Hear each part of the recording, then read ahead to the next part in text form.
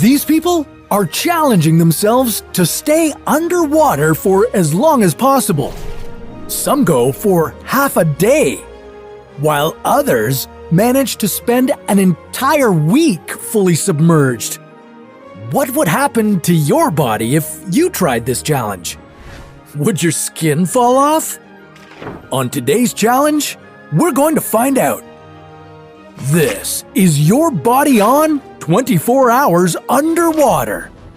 In 2006, David Blaine challenged himself to be underwater for a full 7 days. He trained with the Navy SEALs to lose 23 kilograms so his body would require less oxygen. But we're dropping you into this challenge right away, with no training at all. Is this something you'll be able to handle? The moment you go underwater, you'd use less oxygen and therefore could stay submerged longer. As your heart slowed down, your blood would be diverted to essential organs that need oxygen the most, like your brain, heart, and kidneys. This shunting is called peripheral vasoconstriction. Okay, you're 30 seconds in. At this point, you would want to breathe again. You could keep holding your breath for 2 minutes if you're trained for underwater emergencies, but past that time, you'll need to be assisted by a breathing device. If you're a freediver, you'd be able to keep going for more than 10 minutes. To do so, you would have expelled carbon dioxide out of your lungs by hyperventilating. Okay, now that your body is saturated with oxygen, you'd want to avoid any activity in order to slow down your heart rate. Just stay still as much as possible. After a 5-minute exposure to water, your skin would prune, especially your fingers and toes. These aquatic wrinkles happen because of the narrowing of blood vessels in your skin. This shrinking is called digital vasoconstriction.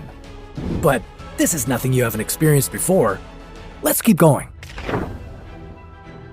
If you spent these past 20 minutes without any breathing device, there's a high chance you'd experience brain damage. The steady buildup of carbon dioxide in your blood would turn it into an acidic brew. Muscle spasms and disorientation could follow, as well as a racing heart and, ultimately, death. So, to avoid all that, you'll need a scuba tank if you have any hope of finishing this challenge.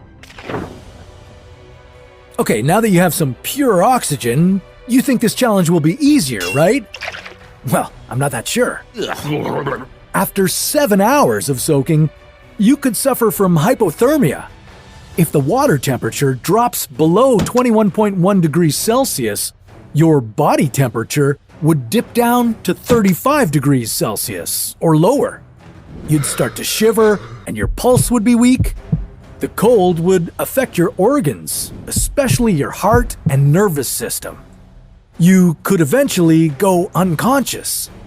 With no warm-up, hypothermia can lead to your entire respiratory system shutting down and your death. So, for your survival, the water temperature should be kept around 26.7 degrees. Okay, after 24 hours of underwater life, you'll notice some bubbles forming on your skin.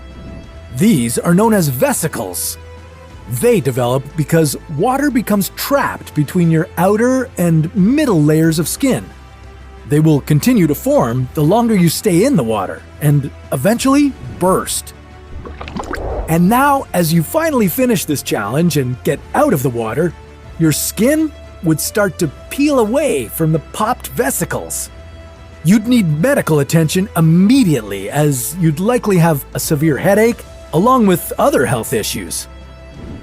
Okay, sure, you managed to make it out of this challenge alive, but it definitely wouldn't be worth it. If you want to relax, I've heard that withstanding the cold can enhance your well-being.